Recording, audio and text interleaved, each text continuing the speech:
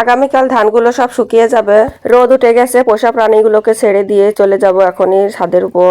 এই যে আমার নবীন রাজাহাঁস আজকে প্রথম ডিম পারলো। খেতে দেওয়ার আগে নিজেরাই রান্নাঘরে গিয়ে খাওয়া শুরু করেছে। বুড়ি হাঁসের ডিমগুলো সব বসিয়ে দিয়েছি, নবীন হাঁসের ডিমগুলো সব বসিয়ে দিব বাচ্চা ফোটানোর জন্য। সকালের কাজগুলো গুছিয়ে ছাদের উপর চলে আসলাম ঝলমলে রোদে ধানগুলো মেলে দিতে। এমন রোদ উঠলে আগামীকাল ধানগুলো সব শুকিয়ে যাবে, আর আগামীকাল ধানগুলো শুকিয়ে গেলে মাড়াই করে চালগুলো ঝেড়ে বেরেলে ভরলে ধানের এই বাড়তি কাজগুলো শেষ। এজন্য একসাথে আলো ধানগুলো শুকাতে দিয়েছি। পিঠা খাওয়ার জন্য আলো ধানগুলো রাখা হয়েছে। বড় ছাদে সেদ্ধ ধান শুকাতে দিয়েছি, আর চিলেকোটার ছাদে আলো ধান দিয়েছি শুকানোর জন্য। দুই ছাদে একসাথে ধান শুকানো হচ্ছে। সেদ্ধ ধানের সাথে আলো ধানগুলো মাড়াই করা হবে, সেজন্য একই সাথে রোদে দেওয়া হয়েছে। ধানগুলো মেলে দিতে দুপুরের সময় হয়ে গেছে, এখনই রান্না করতে যাব।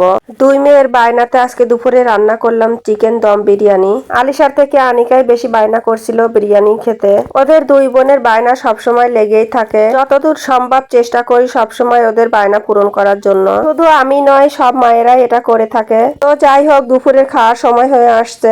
আজকে দুপুরে সকলে মিলে বিরিয়ানি খাওয়া হবে। তো বিরিয়ানি রান্নার সব উপকরণ নিয়ে আমি রান্না করতে বসেছি। এটা হচ্ছে ব্রয়লার মুরগির মাংস। এই মাংস দিয়ে বিরিয়ানি রান্না করা হবে। এখানে পেঁয়াজ, রসুন, আদা, কিশমিশ আর আলু বোখারা, কাঁচামরিচ, জিরা, মশলা, ডালচিনি, এলাচ, লবঙ্গ, সস, মশলা, গুঁড়া দুধ, কেওড়া জল, ঘি, চিনি, চাউল আর মাংস, এগুলো সব দিয়ে বিরিয়ানি রান্না করব। তো অনেক কষ্টে আমি মশলাগুলো পাটায় বেটে নিয়েছি। সব মশলাগুলো মিহি করে বাটতে হবে, সেজন্যই আমি নিজে মশলাগুলো বেটে নিলাম। আজকে তো মাটির চুলা আর মাটির পাতিলে রান্না করব।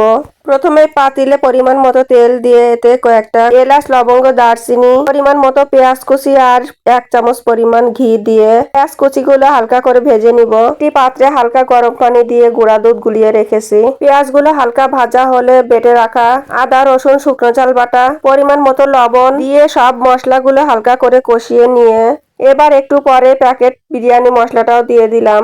অল্প করে চিনি আর ফ্লেভারের জন্য কয়েকটা তেজপাতাও দিয়েছি। এই মশলাগুলো কষানো হচ্ছে শুধু মাংস রান্না করার জন্য। তো অন্য চুলায় পাতিলে বিরিয়ানির ভাত রান্নার জন্য পানি, তেজপাতা, দারচিনি, এলাচ আর লবণ দিয়ে পানি গরম বসিয়ে দিয়েছি। আজকে মাটির দুই চুলায় মাটির হাঁড়িতে রান্না করছি। এদিকে বিরিয়ানির মাংসের মশলা কষানো হয়ে গেছে, তো কেটে রাখা মাংসগুলো মশলার ভিতর দিয়ে একটু কষিয়ে নিয়েছি। কয়েকটা কাঁচামরিচ, এবার অল্প একটু গুলে রাখা গুঁড়া দুধ দিয়েছি মাংসগুলো হাফ সেদ্ধ করার জন্য।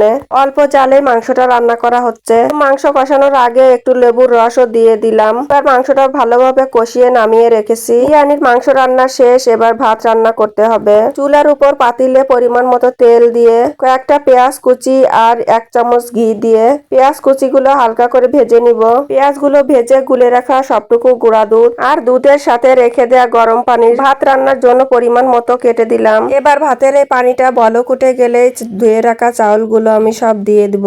এটা হচ্ছে জিরা ধানের চাউল, সাথে পরিমাণ মতো একটু লবণ আর চিনিও দিয়েছি। চিনি দিলে ভাতটা মিষ্টি হবে না, ভাতের স্বাদ আরো ভালো হবে। মাটি চুলায় রান্না হচ্ছে, তো চুলার জালটা হালকা করে আমি ভাতটা ঢেকে দিয়েছি। এবার ভাতের হাঁড়িটা চুলার থেকে নামিয়ে বিরিয়ানি রান্নার মূল প্রক্রিয়া শুরু করব। এখানে চালটা হাফ সেদ্ধ হলে এর ভিতরে রান্না করা মাংস, টমেটোর সস, ঘি, কয়েকটা আলু বোখারা, কিশমিশ আর কয়েক ফোঁটা কেওড়া জল দিয়ে আর একটি চামচের সাহায্যে সবকিছুই ভালোভাবে নেড়ে মাখিয়ে দিব। ভাত আর মাংসগুলো একসাথে ভালোভাবে মিশিয়ে চুলার উপর হালকা জালে মাটির হাঁড়িটা আবারও বসিয়ে দিয়েছি। এবার হাঁড়িটা দমে বসিয়ে দিতে হবে। এবার আটা দিয়ে একটা আঠালো ডো তৈরি করে হাঁড়ির উপর ঢাকনার চারিপাশে ফাঁকাগুলো বন্ধ করে দিয়েছি। এতে করে দমে থাকলে ভাত আর মাংসগুলো বাকিটা সেদ্ধ হয়ে যাবে। এইভাবে হালকা জালে 30 মিনিট আমি চুলার উপর রেখে দিয়েছিলাম। চারিপাশে আটা দিয়ে বন্ধ করা ছিল, তো আমি ছুরি দিয়ে কেটে ঢাকনাটা খুলে দেখছিলাম বিরিয়ানি রান্নাটা কেমন হয়েছে। এখন তো খাওয়ার সময় হয়ে গেছে, ঢাকনাটা খুলতেই হবে। আলহামদুলিল্লাহ, যেমনটা চেয়েছিলাম তেমনটাই বিরিয়ানি রান্না হয়েছে। ভাতটা খুব ঝরঝরে আর দেখতেও খুব সুন্দর দেখাচ্ছিল। এবার দুপুর হয়ে গেছে, খাওয়ার সময়। আমার দুই মেয়ে একসাথে খেতে বসেছে। দুই বোন অনেক মজা করে বিরিয়ানি খেলো। এদিকে আলিশা বারবার আনিকার প্লেট দেখছিল, ওর প্লেটে কয়টা মাংস। খেতে বসেও দুই বোনের খুনসুটি লেগে আছে। দুপুরে খাওয়া দাওয়া সেরে আবারও চলে এসেছি ছাদের উপর। গ্রামের বাড়ি, কাজের কোনো শেষ নেই। প্রেগনেন্সির এই সময়টাতে সব মেয়েরাই বিশ্রামে থাকে, আর গ্রামে এইসব জিনিসগুলো মানার একেবারে সময় নেই। আল্লাহর উপরে নিজেকে চালিয়ে যাচ্ছি। ছাদের উপর ধানগুলো ঢেকে রেখে বিকালের কাজগুলো সেরে চলে এসেছি মেশিন ঘরে। এই 3 পিসটা আগামীকাল ডেলিভারি দিতে হবে।